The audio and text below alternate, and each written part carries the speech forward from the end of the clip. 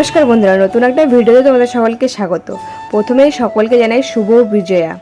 আশা করছি তোমাদের সকলের পুজোটা খুবই ভালো কেটেছে, আমারও খুব ভালো কেটেছে। প্রথমে সকলকে সরি এই কারণেই যে পুজোর বেশ কয়েকদিন পরে পুজোর প্যান্ডেল হবিংয়ের ভিডিও আসছে। অ্যাকচুয়ালি পুজোর পরে শরীরটা বেশ খারাপ হয়ে গেছিলো, যার জন্য ভিডিও একদমই এডিটিং করতে পারিনি। এক থেকে শরীর খারাপটা হয়ে খুবই ভালো হয়েছে, কারণ পুজোর বেশ কয়েকদিন পরেও ভিডিও এডিটিং করতে বসে মনে হচ্ছে আমি আবার পুজোর দিনগুলোতে ফিরে গেছি। হ্যাঁ, বাঙালির এই সবথেকে শ্রেষ্ঠ উৎসব দুর্গাপুজো আমরা যতদিন ধরে অপেক্ষা করে থাকি যে কবে আসবে ক্যালেন্ডারে দিন গুনি, তার দ্বিগুণ গতিতে যেন আমাদেরকে ছেড়ে পুজোর কটা দিন চলে যায়। কবে যে শুরু হয় কবে যে শেষ হয় কিছুই বুঝি না, সবই মাথার উপর দিয়ে চলে যায়। মাঝে মাঝে মনে হয় যদি বাবাকে বলতে পারতাম, বাবা তুমি তো সারা বছর মায়ের সঙ্গে থাকো, তাহলে কেন আমাদের জন্য মাত্র 4টে দিন তুমি নির্ধারিত করে দিয়েছো?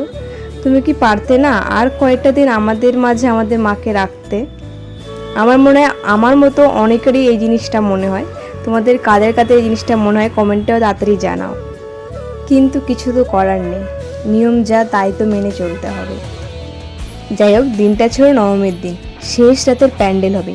ঠিক করলাম যে লেট নাইট করে বেরোবো, কারণ রাস্তাঘাটে এতটাই ভিড় যে শান্তিতে একটু প্যান্ডেল হবিংও করতে পারি না। বোঝা যায় না এটা দুর্গাপূজা না টোটোর মেলা। যাই হোক, যে যার কর্ম করছে। কিন্তু রাস্তায় বেরিয়ে আমি তো অবাক, কারণ রাত্রিবেলা শেষের দিকে এখনও রাস্তায় কি ভিড়। পরে ভাবলাম হবেই না কেন, বাঙালির শ্রেষ্ঠ উৎসব দুর্গা পুজো বলে কথা, যার জন্য বাঙালি সারাটা বছর অপেক্ষা করে থাকে। ক্যালেন্ডারে দিন গোনে কবে আসবে সেই দিনগুলো, আর সেই 4টে দিন কি বাঙালি ঘুমিয়ে কাটাতে পারে? কখনোই না।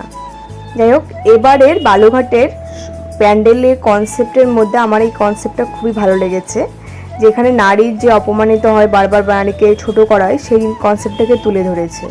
হ্যাঁ, যেমন নারীকে ভ্রূণ হত্যা, বিয়ের সময় পণ নেওয়া, আরও নানান রকম কাজে এটা করতে পারবে না, এখানে যাওয়া হবে না, নানান রকম কারণে নারীকে কিন্তু ছোট করা হয়।